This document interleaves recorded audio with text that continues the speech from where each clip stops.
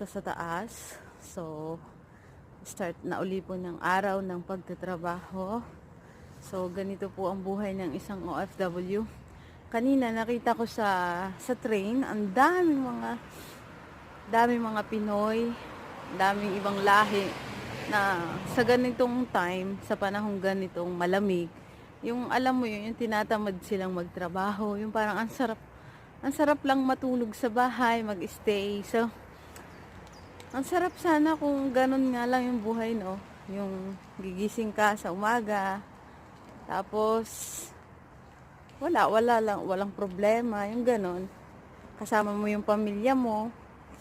So, sana lahat okay. Yung kakain ka ng 3 beses sa isang araw, yung hindi mo na kailangang malayo sa pamilya mo. So, parang naisip ko lang kanina, mayroon akong isang nakita na isang Pinay, sobrang lungkot niya.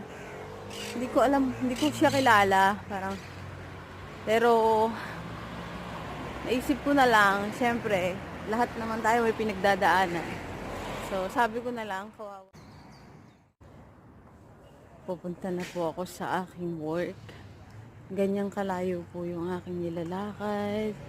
Actually, ito ay 1, 2, 3, 4 stops. Kung sasakay ako ng bus, may 4 stops akong dadaanan. So, instead na mag-waste ako ng time sa pag-iintay, nilalakad ko na lang siya. Kasi morning exercise na rin. So, yan, nilalakad ko siya. Ito, building na to, pahabayan. Tinanong ko yan sa amo ko kung bakit ganyan. Kung makikita nyo guys, yung wall na yan, may story pala yan. Nung unang panahon. So, ilang dekada na ang lumipas. Ito pala, yung loob pala niya, ay dyan sila nakatira yung mga tao. So, maraming pinto yan may tapos nung na-develop. Kung mapapansin nyo guys, so anyways, yan, naisama ko lang sa aking paglalakad na. Kasi matanong ako kasi sa amo kung bakit ganyan. So, yun pala yung story. Hindi siya tinatanggal kasi yan ay napaka-historical dito. So, dati hindi ito ganito. Hindi siya ganyan. Hindi siya building. Dati isa lang siyang pulo na puro puno. Alam niyo yun. Ito lang ang meron dito. Itong building na to. Yan lang. Tapos sa loob niyan, doon lang nandun yung mga tao. So, mga puno ito dati. Wala pa yan. So, sa pagdating ng mga pagdaan ng panahon, taon. Yan yung sinabi ko kanina.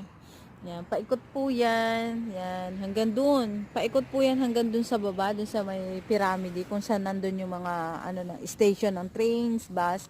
So, malaking po yan. Paikot po siya. So, yan, ang kwento pala niyan dati, yan lang yung meron dito. So, mga puno lang yung building na meron ngayon, mga puno. Habang naghihintay po ako ng oras sa pagpasok ko sa aking work, ay magkwentuhan muna po tayo ng buhay dito. Buhay dito sa Italia. So, yan. Habang naghihintay po ako ng oras, so, share ko muna po yung buhay meron dito. So, honestly speaking, mas masarap po ang buhay dito. Siguro maraming magdi-disagree or mag-a-agree sa akin. Kasi, alam nyo kung bakit. Kung kasama nyo yung family nyo dito sa Roma, sa Italia, napakasarap, tahimik. Alam nyo yun, yung healthy foods, yung lifestyle nila, healthy, at napakatahimik. Asya sila, at saka maano sila sa, yung human rights, nandito ay talagang mapipil mo. At saka safe, parang safe na safe dito. Alam mo yun, mababait ang mga tao. hindi ko gine-general, pero sa lahat naman sa buong mundo naman may mga bad and goods. Pero sa pag-stay ko dito ng ilang taon, napansin ko na mababait ang mga tao dito. At maano sila sa pamilya, yun ang ano nila, napansin ko. Yung culture nila ay family oriented sila, mababait. Pag family terms ang pag-uusapan, medyo malambot yung puso nila. So, kung kasama yung pamilya dito, masarap mabuhay dito. Pero kung mag-isa ka lang, trabaho, bahay, trabaho ka lang, so malungkot. So, mas okay na mag-ipon at umuwi. Kung sa comparison sa Pilipinas at dito, masarap dito. Kaya siguro marami akong nakikitang Pilipino na mas gustong mag-stay dito kasi tahimik, yung lifestyle nga dito ay okay, yung seguridad ay mas safe kumpara sa atin. Ewan ko kung may mag-a-agree sa akin, pero yun yung nafi-feel ko, yun yung observation ko sa ilang taon kong pag-stay dito. So, yun. In my case, mag-isa lang ako, yan, gaya ngayon, mas pipiliin kong mag-stay sa Pilipinas. Sabi ko nga, kung kakaloobin ako ng Panginoon, nabigay na agad sa akin yung mga gusto ko, yung mga hiling ko sa Kanya, hindi ko naman minamadali, pero unti-unti, sana, mas gusto ko sa Pilipinas mag-stay kasi yung oras mo naman doon ay hawak mo. Talagang malaya ka. Kasi dito, trabaho talaga. At saka napansin ko guys, mas mahahaba yung buhay nila dito.